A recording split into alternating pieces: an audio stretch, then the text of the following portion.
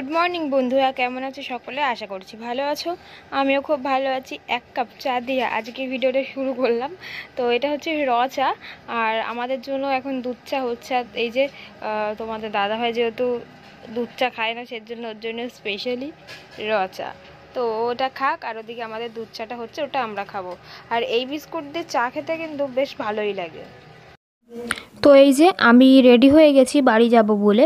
তো সকাল সকালই যাচ্ছি, যেহেতু প্রচুর গরম আর কি, সেই জন্য সকাল সকাল যাচ্ছি। আসার দিনও সকাল সকালই এসেছি এবং যাওয়ার দিনও সকাল সকালে যাচ্ছি, কারণ এতটা গরম, বেলা হয়ে গেলে প্রচুর রোদ বেরোবে আর গরম যেন তখনই বেশি লাগবে। সেজন্য সকাল সকাল মানে কোনো খাওয়া দাওয়া না করেই বেরিয়ে যাচ্ছি, অনেকই সকালে। আর এদিকে বাবাকে বললাম যে একটু বাইকে করে আমাদেরকে স্টেশনে পৌঁছে দিয়ে আসো। তো সেই জন্য বাবা ওই যে বাইকে করে আমাদেরকে দিতে যাবে, তো এই গলিটা থেকে বেরিয়ে যাচ্ছে বাবা বাইকটা নিয়ে। তারপরে বাইকে উঠবো তোমাদের দাদা ভাই আর আমি দুজনে।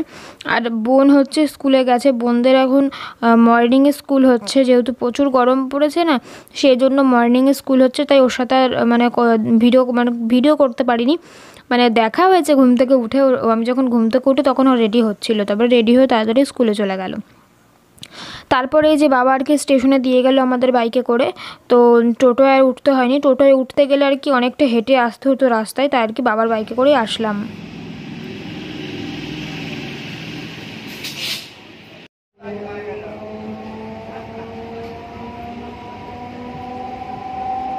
তো ট্রেনে আজকে খুব একটা ভিড় ছিল না, যেহেতু সকাল সকাল এসেছি সেই জন্য ট্রেনটা ফাঁকাই ছিল। তারপরে এই যে যেহেতু খাওয়া দাওয়া করে আসিনি আর প্রচণ্ড খিদে পেয়ে গেছে, সেই জন্য এই যে আমাদের কালনা স্টেশনে এইখানটাতে বসে আছে, আর এই দোকান থেকে নিচ্ছি হচ্ছে দিল্লি পরোটা। তো দিল্লি পরোটা বিক্রি হয় বেশ মোটা মোটা, মানে একটা পরোটাই আর কি মোটা, একটা খেলেই একদম পেট ভরে যাবে। তো আমি নিয়ে নিয়েছি হচ্ছে পাউরুটি আর ঘুগনি, আর তোমাদের দাদাভাই নিয়েছে দিল্লি পরোটা আর ঘুগনি। তো ফাইনালি বাড়িতে চলে এসেছি, আর বাড়ি এসেছি অনেকক্ষণ আগে। এখন বাজে হচ্ছে দুপুর 2:14, আর বাড়ি পৌঁছেছি 11:30টার সময়। তো ভাবছো যে এতক্ষণ কেন কথা বলিনি? এতক্ষণ কথা বলিনি কারণ হচ্ছে বাড়ি এসে মানে সকাল সকালে যেহেতু চলে এসেছি, সেই জন্য ভাবলাম যে ওখানে গেছিলাম, যেসব জামাকাপড় পরেছিলাম, মানে ব্যাগে যেসব জামাকাপড় নিয়ে গেছিলাম সেসব একেবারে কেচে ফেলি, নইলে তো কালকে আবার আমাকে কাচতেই হবে। সেই জন্য আজকে ভাবলাম যে টাইম তো রয়েছে আর রোদও ভালোই উঠেছে, সেজন্য একেবারে এসে বাড়িতে এসেই আগে কেচে ঠেছে তারপরে স্নান টান করে এইমাত্র আসলাম। আর ঘরটাও একটু গুছিয়ে নিলাম। আর হচ্ছে ওই যে ওইখানে নতুন জামা কাপড়গুলো রাখা আছে, এগুলো জায়গাতে রাখতে হবে, মানে কোথায় রাখবো দেখি। আর হচ্ছে তোমাদের দাদাভাই তো এসে স্নান করে সেই ঘুমাচ্ছে, এখন খাবে, আমি ওকে ডাকবো। রান্না হয়ে গেছে, ওদিকে মা রান্না করছে। তো সেই জন্য মা রান্না করছে বলে আমি ওদিকে সব কিছু কমপ্লিট করে নিয়েছি কেচে কুচে। তো চলো এবার দুপুরে খাওয়া দাওয়া করবো, আর বিকেলবেলার দিকে তোমাদের সঙ্গে আবার কথা বলতে আসবো। তো এই দেখো, তোমাদেরকে বলেছিলাম না যে এই উপরেই যে এই ব্রেসলেটটা কিনেছি, এটা কাকে দেবো কাকে দেবো। তো এটা আসলে আমার ননদের জন্য কিনেছিলাম। ওর যেহেতু আজকে বার্থডে, আজকে 18 তারিখ, তো জুন মাসের 18 তারিখে ওর বার্থডে, সেই উপলক্ষে আমি এই যে এই ব্রেসলেটটা কিনে রেখেছিলাম ওর জন্য। তোমাদেরকে ভিডিওতে দেখিয়েছিলাম। তো তো এই যে এই ব্রেসলেটটা ওকে দেবো আমি, এর উপরে এই ব্রেসলেটটা ওকে আমি দিচ্ছি, এক্ষুনি দেবো ওকে আমি।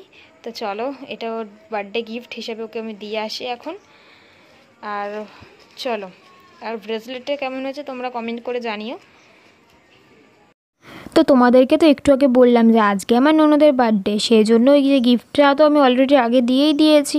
আর সাথে তোমাদের দাদাভাই দোকান থেকে আসার সময় এই কেকটা নিয়ে এসেছে।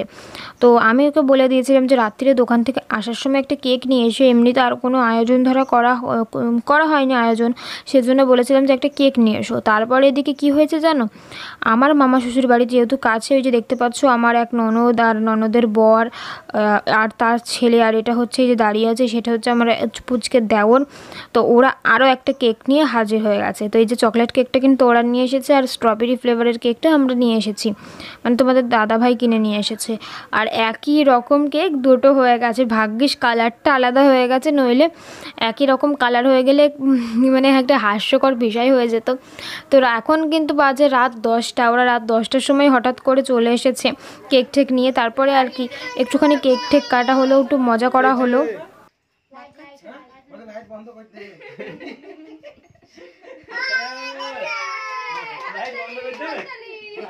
Happy birthday, happy birthday.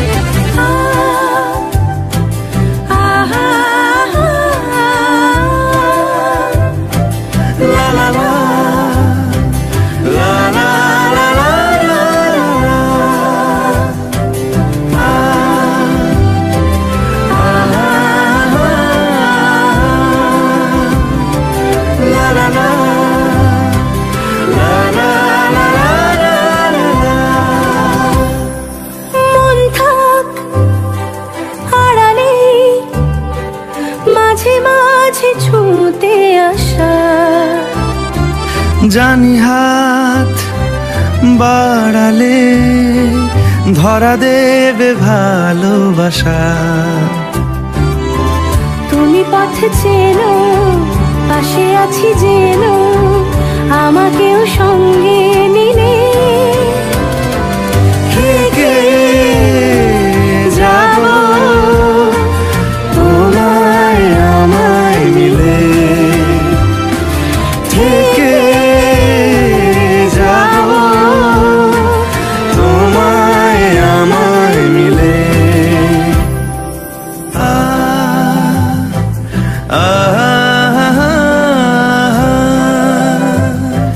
লা লা লা লা লা লা লা। যত দূর যায় চোখ পাশে আছি আমি তোমার। আজ নয় কাল হোক কেটে যাবে অন্ধকার। তুমি অভিমানী হেঁটে যাবে জানি স্বপ্নের সেই মিছিলে।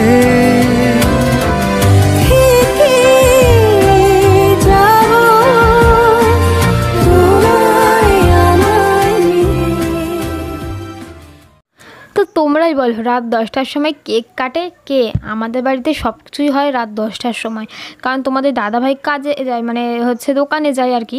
তো ও যখন দোকান থেকে আসে সেই জন্য তারপরেই হয় সব কিছু, সমস্ত কিছু ওর জন্য বসে থাকি। এবার ও বাড়িতে না থাকে তো সেই টাইমে তো কোনো কিছু করে নিলে মন ভালো লাগে না আর কি, সেজন্য ও আসে তারপরেই সব কিছু হয়। তো এই যে যাই হোক, কেক টেক কাটা হলো। তো চলো আজকের ভিডিওটা এখানেই শেষ করলাম। নতুন একটা ভিডিওতে তোমাদের সকলের সাথে আবার দেখা হবে। সকলে ভালো থেকো, সুস্থ থেকো। তো চলো আজকের জন্য টাটা।